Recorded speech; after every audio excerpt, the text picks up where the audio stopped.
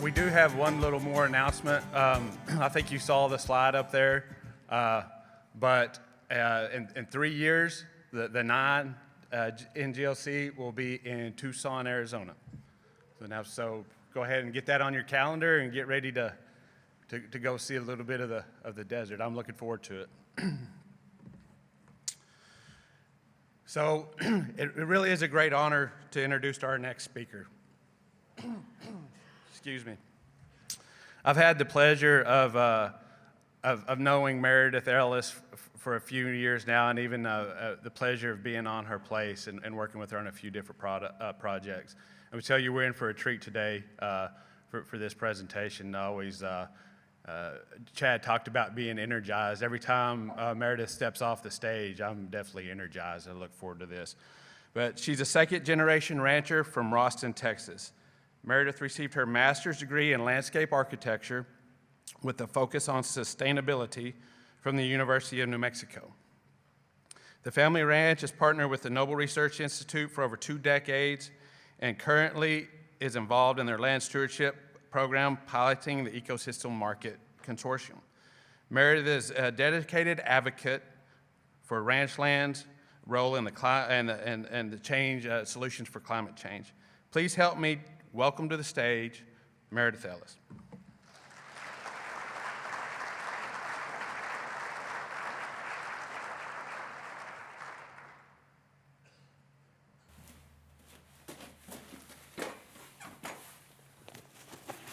Is this on right?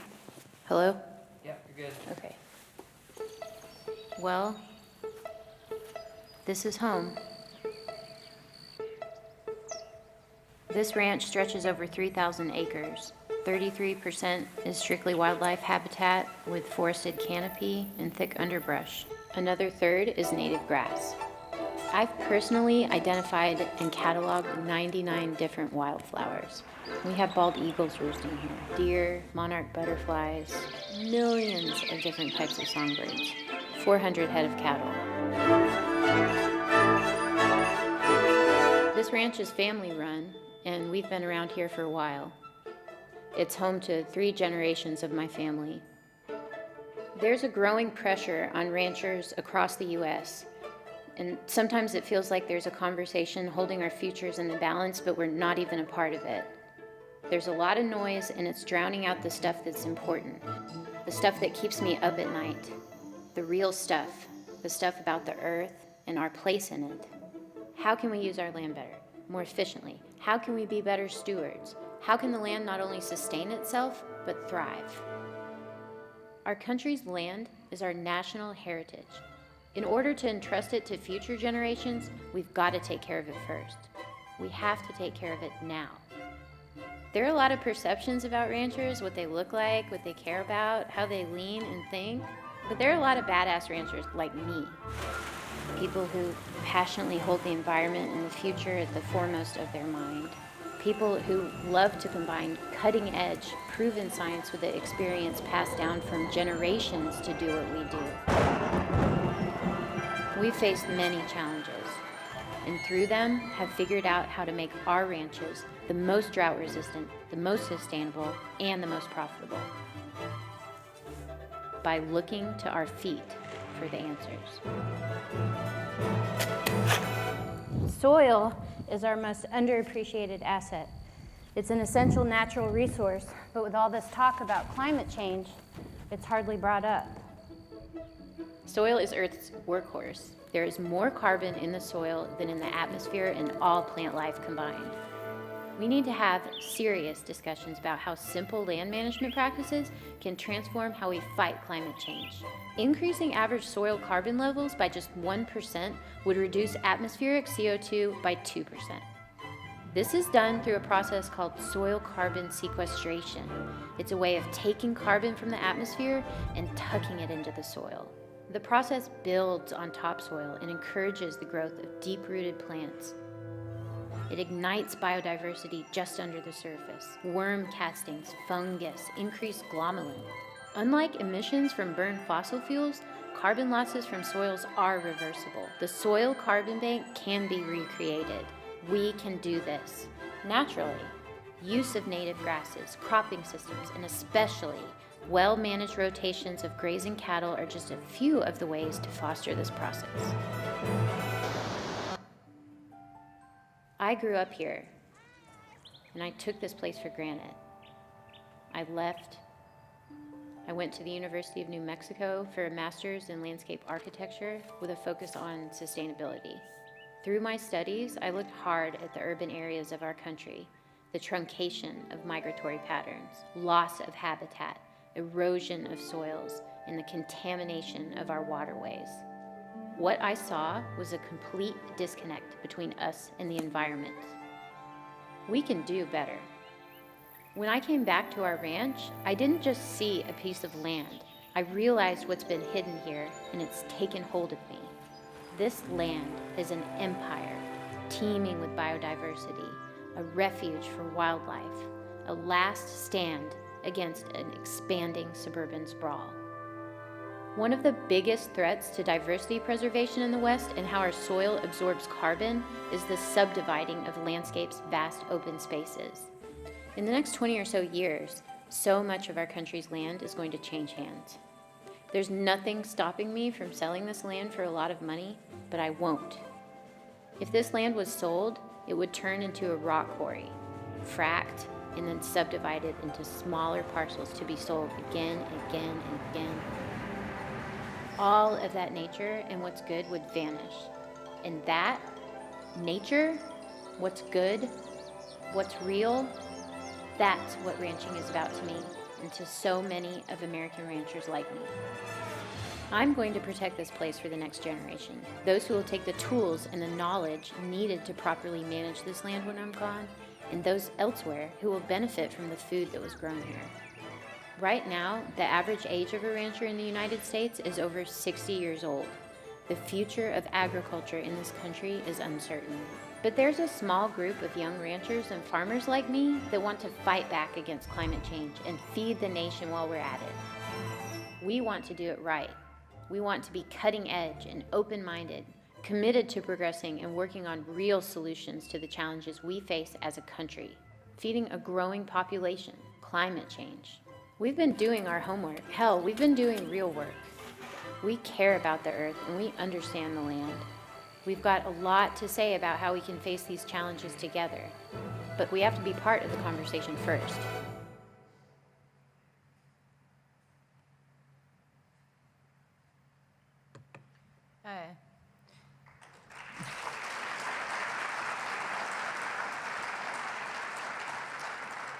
Thank you. I don't know how I've gotten roped into this, to be honest. I got the opportunity to speak, and that led to more opportunities to speak, and it just keeps going and going. And usually I'm the token rancher of the room, so it's like corporations or, they're like, oh, dang, we got to get a rancher in here. And Meredith, you have 5 minutes to explain what you do to all of us. And I'm like, 5 minutes, okay.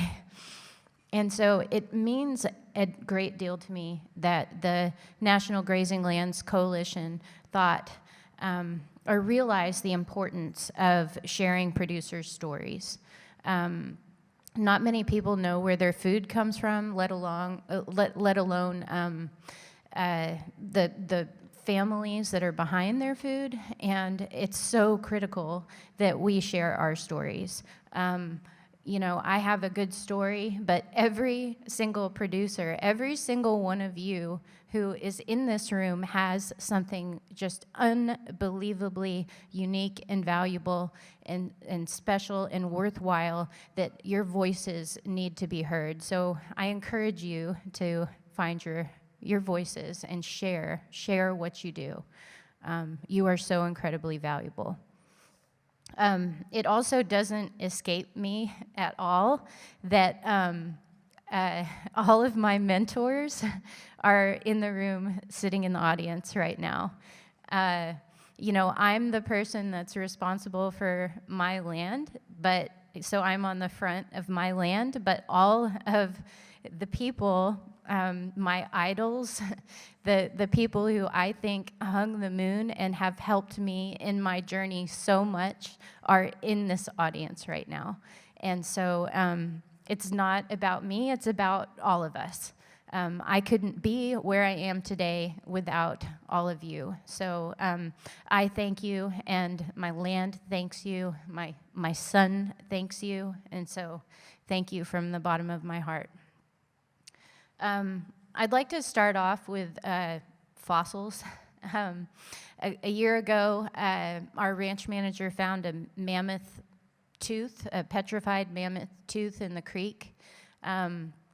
A few days ago, my son found a huge petrified bison leg bone in the creek. This summer, I found an arrowhead that dates back between 7,000 and 10,000 years ago on my land. We have cemeteries on our land from the 1800s.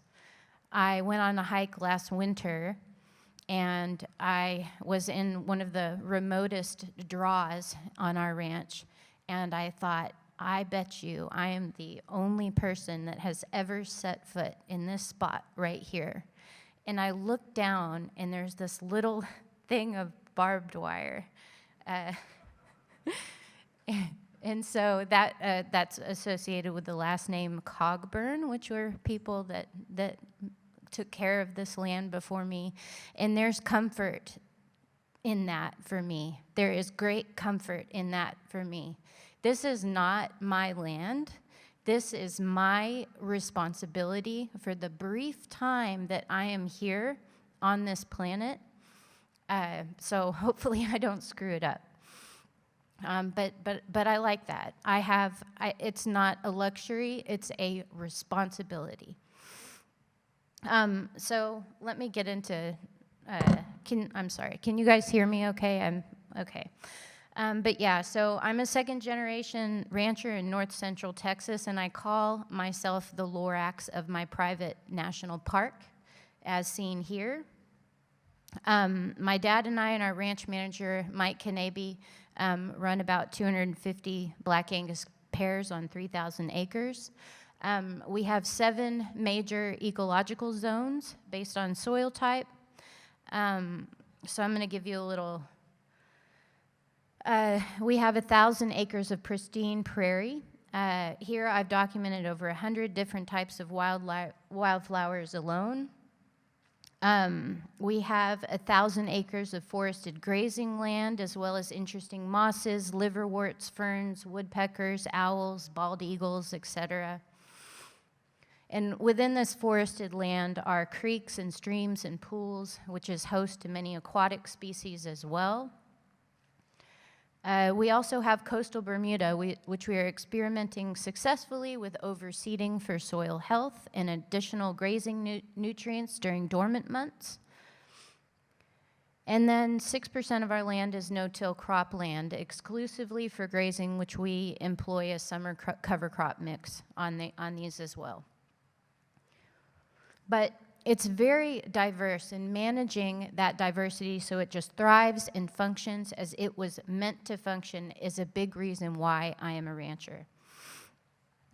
So far, I've cataloged 420 different species on iNaturalist. But I'm going to get into all of the technical stuff, but however, now I want to take you back to the very beginning and really go in depth as to how I even became a rancher. And so to start at the beginning, we have to start with my dad. Both my parents have always been lovers of the outdoors. They met at University of Denver and loved hiking and camping. My dad discovered his love for ranching after working for his dad on his ranch called the Bell Branch Ranch in Italy, Texas. So that's that quintessential longhorn and bluebonnet shot there in the picture. My grandfather sold that ranch, and my dad set out to continue his newfound interest in search of the perfect ranch. And he wore out 2 pickup trucks driving all over the state looking for a good spot. And he and my mom finally settled purchasing the initial 350 acres about 40 years ago. So that's me on the blanket. Since then, the ranch has grown to over 3,000 acres.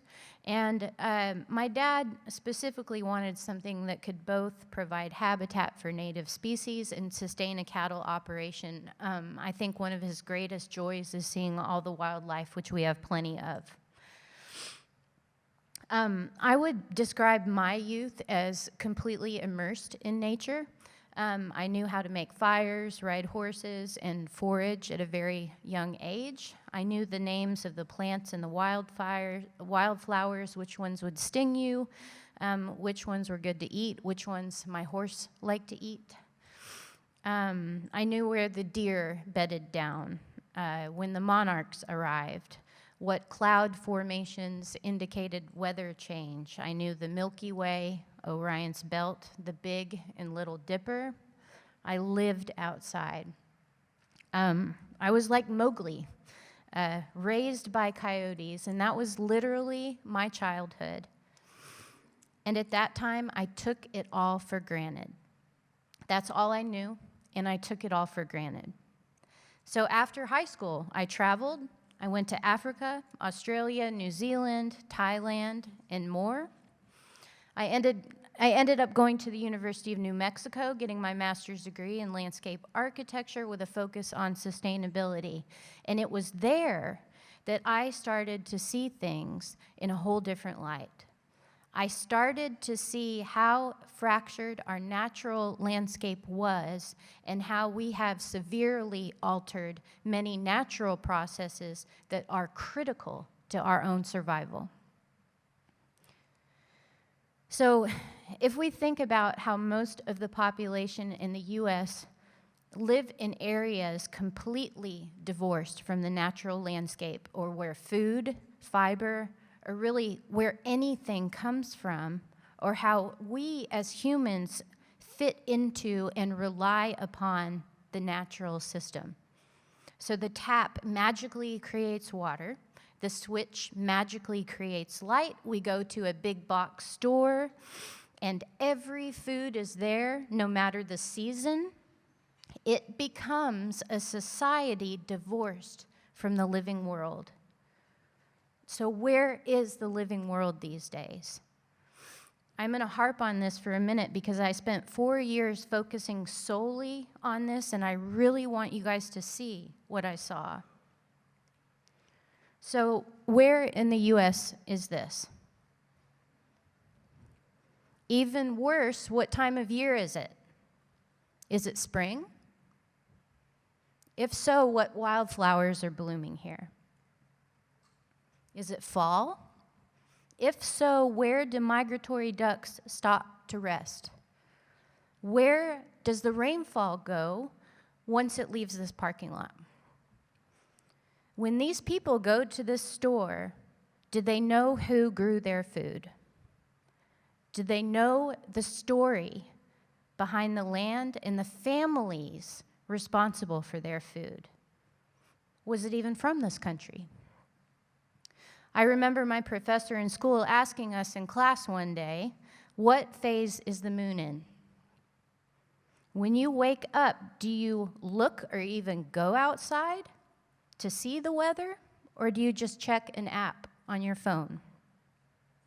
This is what I'm talking about when I am talking about the sheer disconnect between most of us and our environment.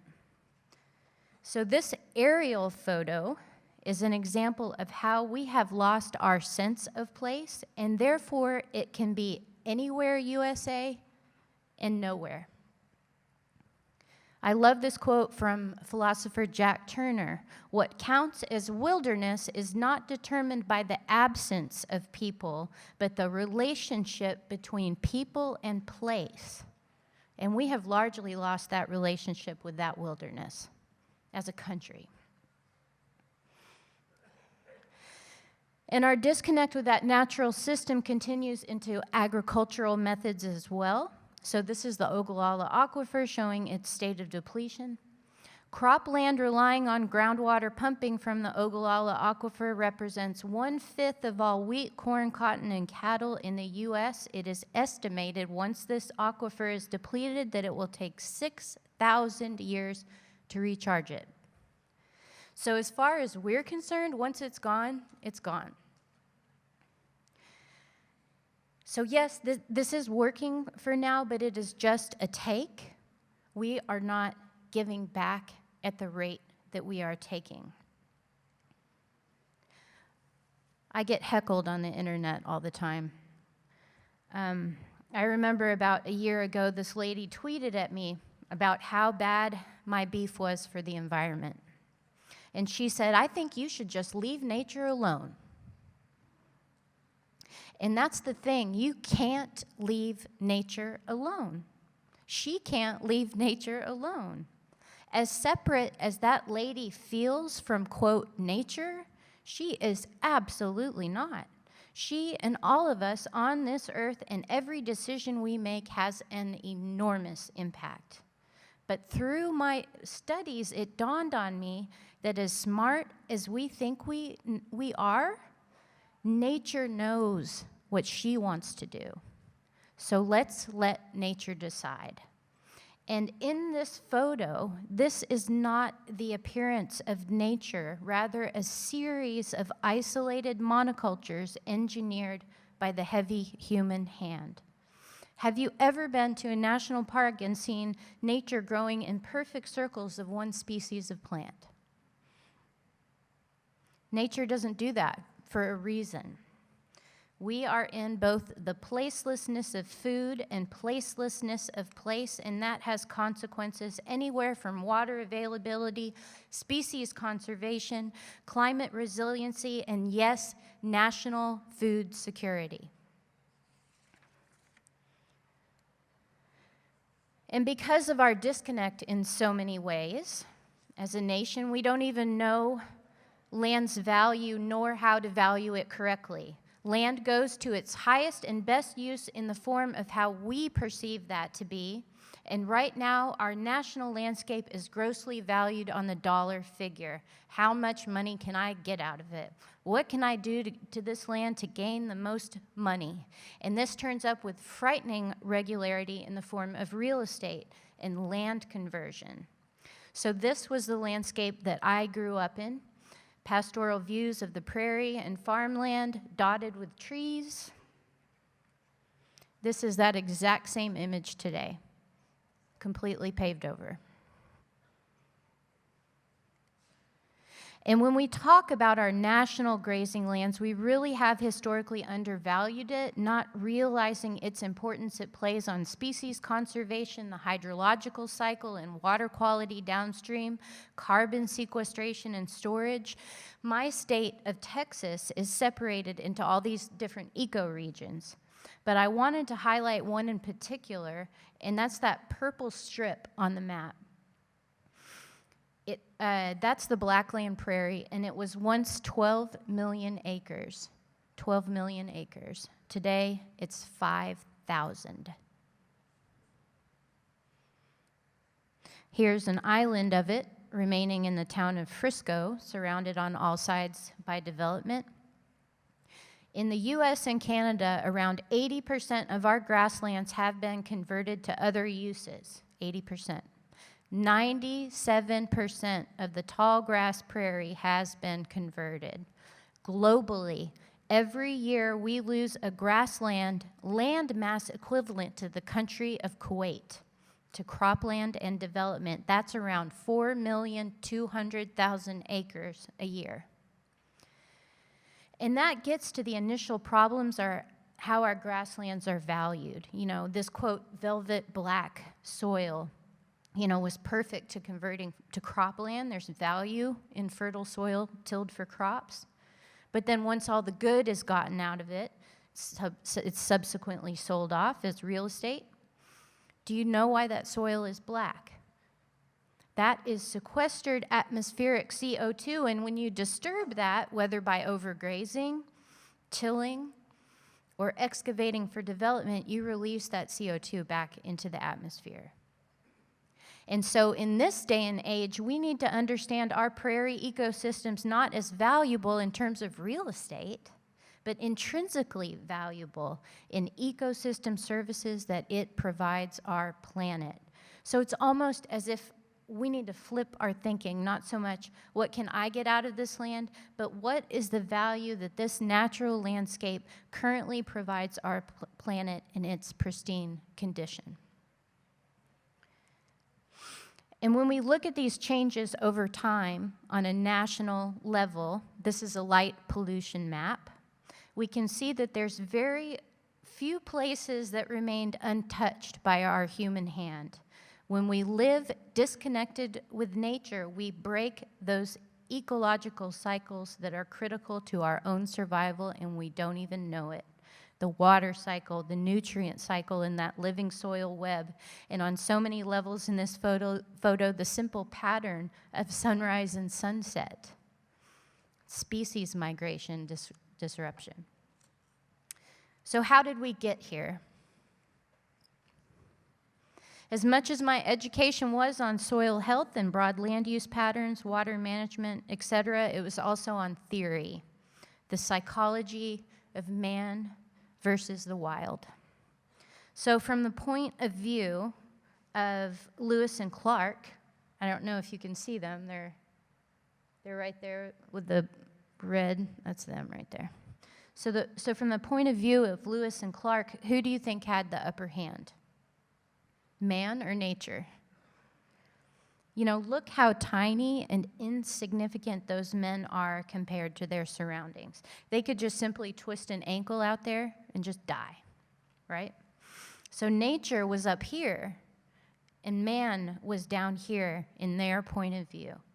Nature was there to be conquered, to be dominated and controlled. Their lives depended on it. And so what did we do? Well, we killed the bison and the Native Americans. We fenced the whole thing off. Go west, my son. We used the plow and machinery to cut down trees, to till the prairie, to plant crops. We dammed up rivers to create reservoirs for our cities, to build that infrastructure and all the amenities of high society. And it worked. We had food, security, we had longevity, prosperity, success. We didn't just survive, we thrived. And even within our early urban environments, we get a very controlled, formal version of nature. So topiary, sculpted shrubs and trees just sculpted at perfect angles to each other. Nothing out of place or wild about it. Get that wild out of here. You know, it made us feel safe and in control. Not at the whim of our environment anymore. Now let's fast forward a couple hundred years, and what's happened? How many species do you see in this picture? Now we are up here, and nature is down here. How many functioning ecological processes are occurring in this picture? How many species do you see here? How about habitat? Now we are up here, and nature is down here. We have utterly dominated the whole dang nation.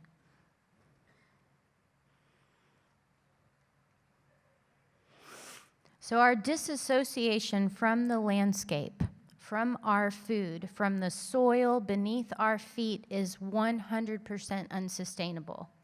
It was 15 years ago when I was in school, and it is ever more dire today as the consequences of our mining the land, so to speak, are being realized. And looking back at kind of like where my brain was going in college, that placeless parking lot that I talked about earlier, well, in my 20-something-year-old mind, I turned it into a place to keep and clean water. Habitat, biodiversity, you see I'm slowly, mentally returning home to the ranch in my studies. I'm like, this place needs cattle on it. Let's put some cattle in this parking lot.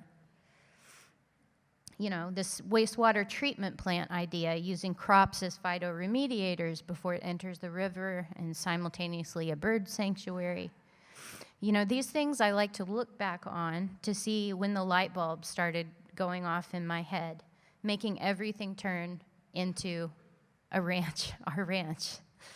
But these are far-fetched ideas, and my conclusion above all was that it was far better to keep nature intact than try to bring nature back from a parking lot or a housing development or a wastewater treatment plant. So this picture really sums up how I felt about our ranch on returning back home from school. I just saw it in a whole different light. I saw it not as a cattle ranch, but a healthy, functioning watershed as well. Habitat, as home for so many species that in this day and age have fewer and fewer places to call home. I saw it as a carbon sink and as an ecosystem. I realized just how incredibly important and special it was. And not just to me, to all of us.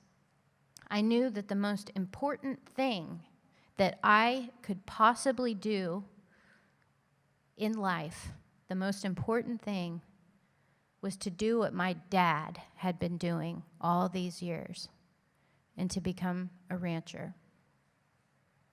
And to ranch in the way that nature intended. Let nature decide, so to speak. And so let me tell you how we do that. So it's not just the historic buffalo of our Great Plains. Ruminant species of all sorts are an integral part of grasslands all over our planet. They exist in symbiosis within their region, and that's how they have evolved over a millennia. To coexist means you take, but you also give back. It's a reciprocity, a cycle. So what could all of these wildebeest possibly be doing right now for this landscape? Well, they're moving. They are eating grass, drinking water, trampling dead plant matter into the soil, creating essentially compost, building that carbon layer. They are knocking seed heads onto the ground and then fertilizing them with their manure and urine, and then they're gone.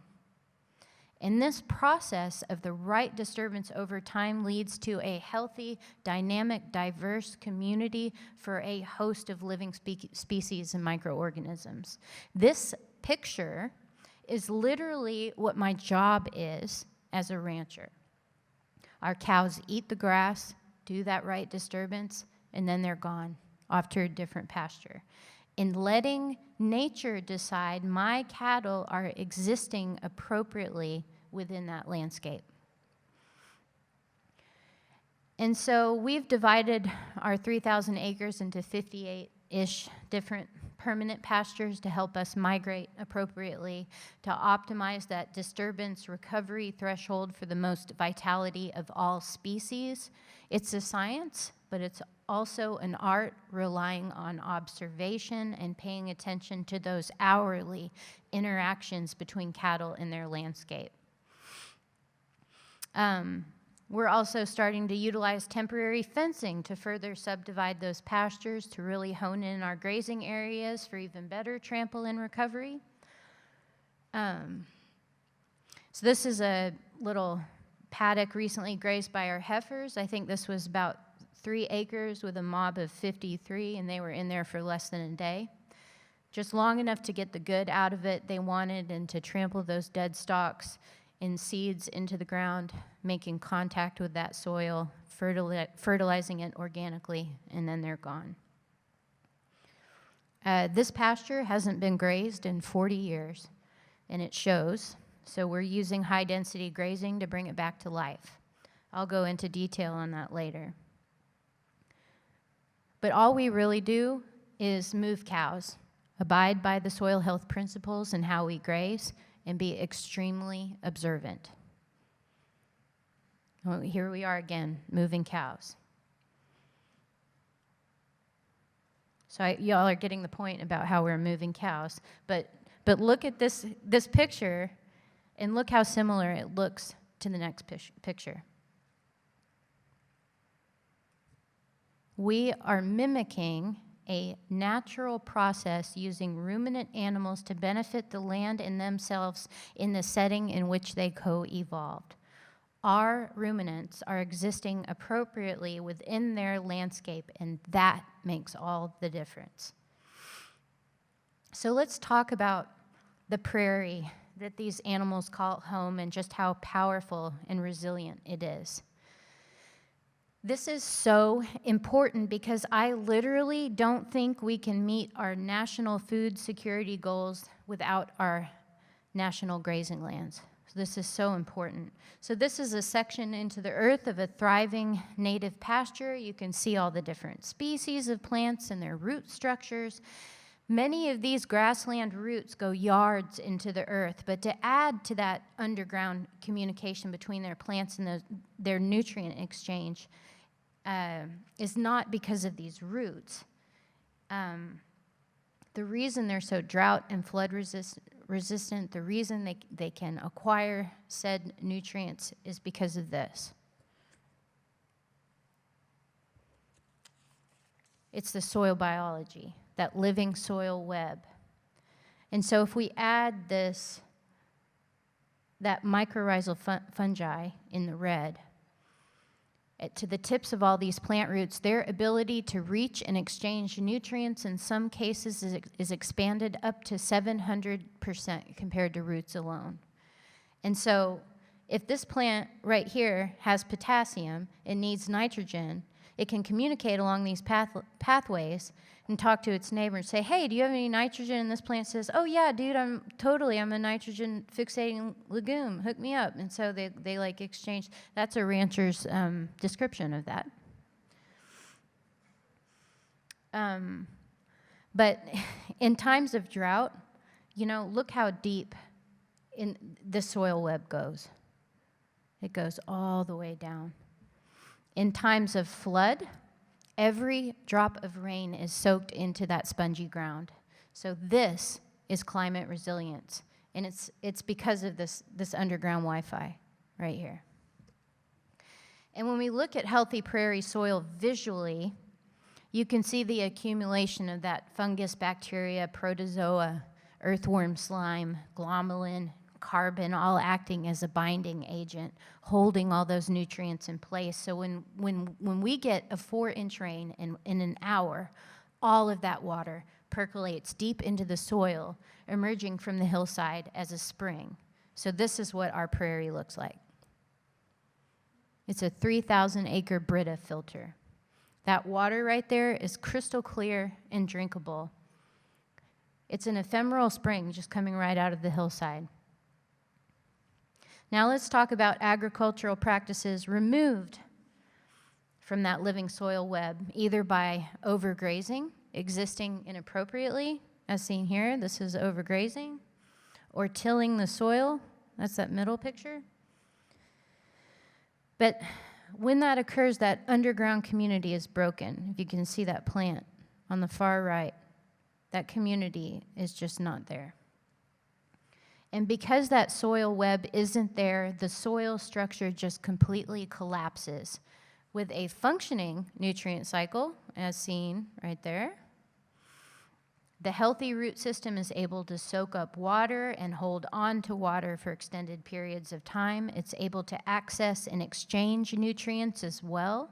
And if we look at the consequences of that broken soil web in real life, we can see the devastation to the landscape. This tilled cropland could not hang onto the water. Instead, the water is rushing off, carrying all that powdered soil and any remaining nutrients downstream for the municipalities to have to filter out. So my job, and really where my eye goes, is not to the cows and not to the plants, but what's happening in the soil. And I've always got to have a picture of cow poop. My phone is filled with wonderful pictures of cow poop. But, the microbiome is so important. Cows are walking microbiomes, and they are compost factories and soil builders. This picture is just absolutely incredible to me. They are intrinsically linked to their landscape. You know, we as humans have to nurture our microbiome, and if we view our soils in the same light as our gut, we can realize this hidden health or lack of health within our planet's soils. So look at the species diversity in just that 1 square inch of soil. This is why I call it the Great Barrier Reef. It is so powerful and it's so important. When we live disconnected from our food source and disconnected with how we have evolved within that natural system, we forget about things like this. Most of the country has forgotten about this. You know, we forget about these things that are just so valuable. So what about this endangered orchid growing on our land? This has been a puzzler for me for some time. How do I value this? How do I speak for the orchid? So what does this orchid mean to me? Our cows don't eat it. I suppose pollinators like it. It's super rare, but it really doesn't serve an obvious function in my return on investment. But if you really think about it, the exact opposite is true. Species like these are the exact indicators that tell me that I am doing a good job. Their very presence on our land tells me that my below ground community is thriving. You ask me what my end of year bonus is, it's seeing this every October. That is the land telling me thank you. And this meadow with Topeka coneflowers, also critically imperiled. This is why I ranch. And I've got hundreds of examples of these, 420 examples to be exact. This forest providing a whole different habitat for a whole wider array of species such as owls, bald eagles, woodpeckers, cliffbreak fern, also imperiled. The forest is wonderful for cattle. Why doesn't our nation see that? The tips of greenbrier provide 30% protein for our cattle. In the fall, they often stay in the woods eating nuts that fall from the trees. When it's 100 degrees in the heat of the summer, this is their cool spot. When it's freezing in the winter, this is their shelter. These areas go hand in hand with ranching, which in turn go hand in hand with species conservation. The National Park Service estimates for U.S. grasslands that there are between 40 and 60 different species of grasses alone. The other 20% of the primary vegetation is made up of over 300 species of forbs and flowers. The prairie also has over 100 species of lichens and liverworts, as well as numerous species of woody trees and shrubs along creeks and protected areas. So what, at first glance, just appears to be grass, the prairie. It's in truth an empire teeming with biodiversity. And it deserves more respect and attention. So now let's talk about methane and global warming and the fact that we have 10 years to cut our global emissions in half, or we are basically in big, big trouble. These are from the IPCC report a few months ago.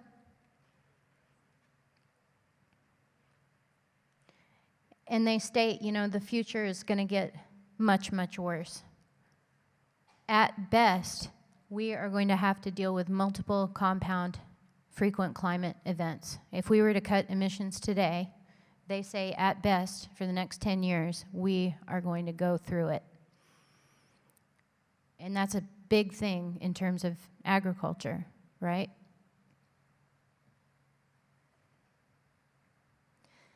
I have a 7-year-old, and this is the reason that I have to take a Benadryl and a melatonin just to sleep at night. So what is beef's role in this? My contention is that in the coming decade, every food and fiber producer will have to be at the top of their game in terms of climate resilience to survive, meaning no less than being direct climate solutions, not sources, period. Now let me show you. So for the past 3 years, our ranch has been piloting the Ecosystem Services Market Consortium, which is a nonprofit seeking to quantify our carbon footprint, as well as water quality and biodiversity, and to commoditize those ecosystem services to others down the beef supply chain. If you measure methane emitted from the cattle, you also must measure the land held in trust that raises that beef. Remember, land goes to its highest and best use. It's measuring how those cattle are raised upon the landscape. It's not the cow, it's the how. The emissions quantification was done through a grant from the Foundation for Food and Ag Research and required enormous amounts of data. So they first measured how much our emissions were. Not just cow burps, but also the gasoline we use, the fertilizer we put out, the grazing impact on the plant life, etc. But then it also measured the amount of CO2 that plant life was sequestering in the soil throughout that identical time period. And when you add it all up, the modeling indicates that we are a big-time carbon sink, sequestering a net 2,500 tons of CO2 every single year. And that's like taking 551 cars off the road every year. So my land is home to countless species. My water cycle is fully functional and climate resilient. I provide the planet with 69 million nutrient-dense calories every year and take 2,500 tons of CO2 out of the atmosphere at the same time. Do you see the potential? So through this ecosystems market, instead of financially incentivizing a rancher to focus solely on pounds of beef, we are incentivizing tons of CO2 sequestered, gallons of water purified downstream, and acres of habitat conserved. To turn a rancher's eye towards those things that benefit us all could be an absolute game changer. Land goes to its highest and best use. Think of the potential if habitat, water, and carbon was that highest and best use. Here are some statistics about the prairie. 62% of U.S. rangeland is held privately, which is around 409 million acres, according to the NRCS. U.S. grazing lands, including managed pasture lands, have the potential to remove an additional 198 million tons of carbon dioxide from the atmosphere per year for 30 years. We are the heroes in this room. And it cannot be done without cattle. This is Big Bluestem. It's a major carbon vacuum, but it absolutely relies on that cattle disturbance. If it hasn't been grazed or burned in a while, that dead leaf matter remains oxidized above the soil, acting as essentially a cover, limiting new growth from occurring. With cattle, that oxidized dead plant matter becomes trampled into the ground and fertilized, which begins that composting process and soil building process. Look at the difference between this. Look at the difference when that grassland is introduced to proper grazing. Look at that rebound. So here's another example. So this is soil type 47 in both of these pictures. This soil is known to just be an incredibly thin topsoil layer that's, then it's just limestone below that. The pasture on the left has not been grazed in 40 years, and the pasture on the right has been regeneratively grazed. So look at all of that bluestem in that picture right there. It's a lot of biomass. Now, why did that occur? The soil on the right has been built upon by cattle, pushing those seeds and dead leaf matter into the ground and fertilizing it, which again is basically adding a mulch or compost layer, and over time that layer turns to soil. So we have essentially added inch upon inch of organic soil to that landscape. That is the power that ruminant animals have when allowed to exist appropriately within the landscape that they co-evolved within. And to show you the difference between my constantly migrating cows and those that are removed from that cycle, this is a fence line photo of a regenerative beef operation on the right versus, I call this parked cows. So is this person building upon that soil layer and sequestering carbon? Absolutely not. In fact, they're on their way to just utterly decimating that soil web. So here's another slide.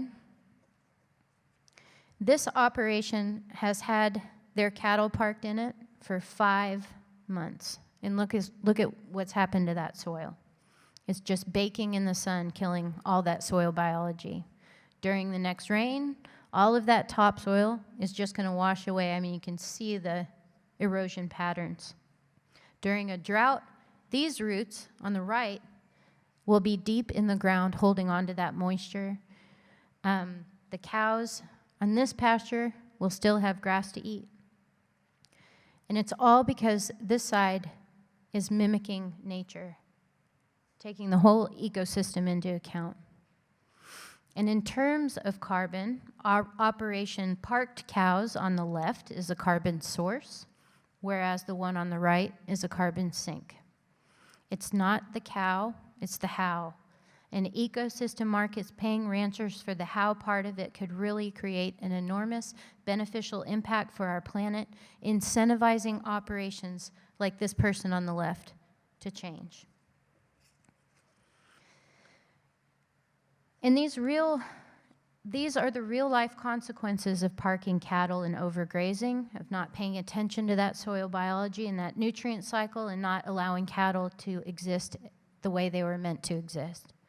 You know, look at how brown that water is that's coming out into the ditch. An enormous sediment load is headed towards the next municipality's drinking water. And this is the Dust Bowl waiting to happen all over again. And in order to get anything to grow in this pasture, it's going to take a lot of artificial inputs, you know, because that subsoil nutrient cycle is not functioning. That underground nutrient exchange Wi-Fi is off. And so here's our ranch water as it emerges from the prairie hillside after a heavy rain. That is the power and resiliency of healthy national grazing lands. Here's our water once it flows into the creek headed to Dallas. You're welcome, Dallas. The degradation of our soils is a lesson we should have already learned back in the 30s with the Dust Bowl, and we are still doing this largely. But now we are at the scope and scale that what could happen today could lead to food scarcity far beyond our comprehension. I don't know who made this illustration. If anyone knows, please let me know, because it's just a great, straightforward visual. But up top, you see food and fiber of all kinds managed regeneratively with those natural ecosystem processes in mind as home to a host of living things that desperately need our help. But you see, the further we get away from that soil web and we get to sprawling monocultures, we see less and less room for the natural world to inhabit and coexist with us. Regenerative farms where each system has multiple mutual benefits to the ecosystem as a whole lets nature decide. There's room for all in that picture, right there. Now juxtapose this monoculture, conventional cropland, abiding with regenerative cropland, abiding by those soil health principles to replenish and support that nutrient cycle, that water cycle, making room for species diversity, and you begin to build back that resilience. You give back to the earth, and the earth gives to you. You know, again, this cropland right here is completely isolated from the natural ecological processes. This regenerative cropland on the right begins to bring back life to the energy, water, and nutrient cycles of an ecosystem.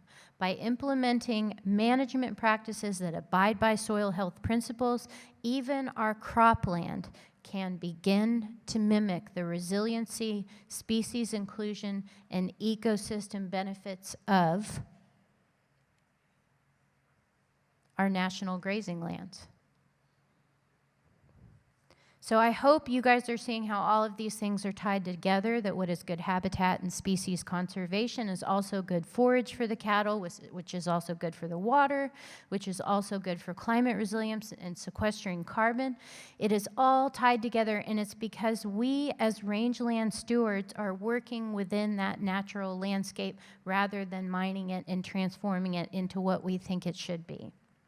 There is no other method of food production more beneficial to our planet than allowing ruminant animals to exist as they were meant to within our grazing lands, period. There are a lot of farmers and ranchers out there like me, many of whom are in the audience right now, who I look up to and adore. But there needs to be more, and vastly more awareness about the potential for us ranchers in the beef industry to really play a role in species conservation and turning our operations from carbon sources to sinks, locking it into the earth forever.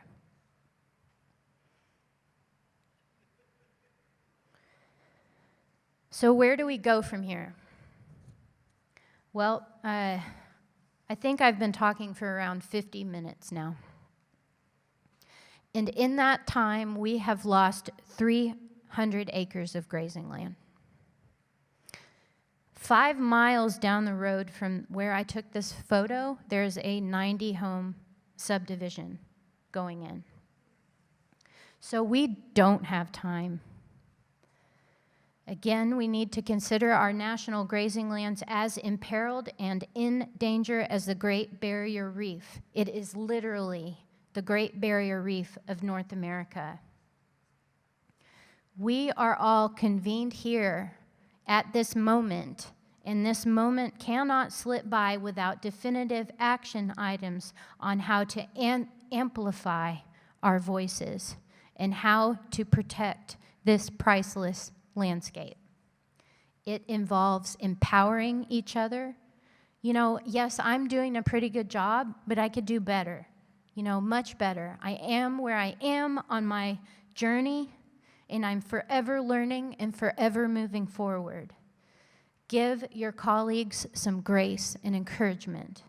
The people around you right now are your teammates, no matter where they are in their journey. Each has something that they know and do that could make a world of a difference to you. I know you know what I see here. I know you can smell this picture. I know that you can feel this picture.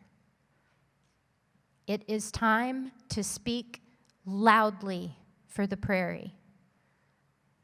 It is time to speak loudly for the prairie, to empower and educate others to improve and know, and let everybody know. If we lose this, we will have lost everything, and now is the time. This short time that we have together is a time to talk restoration, conservation, the importance of soil biology, its partnerships, it's silvopasture and woodland birds, it's prairie birds, it's profitability, connecting with consumers, youth outreach, and the next generation. The next generation.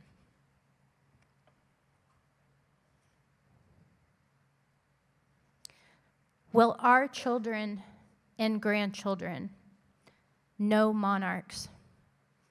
Or will they remember monarchs from when they were little? Will they live in a suitable climate? Will they have food security? The global challenges that we face cannot be overcome without the power and resilience of our national grazing lands. The hope of the world and the last stand against the Anthropocene lies within this room right now. So let's make these moments count. Thank you and Godspeed.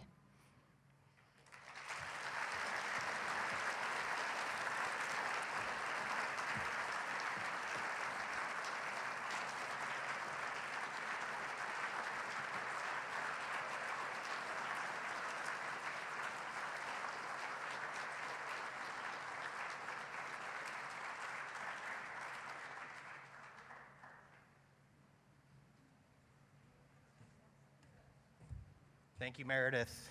And say it's time for us to start sharing our stories as we go into the break. And please go by our booths on our trade show and find your room that you want to be at. We'll start at 10 o'clock straight on those next sessions. So thanks, everyone.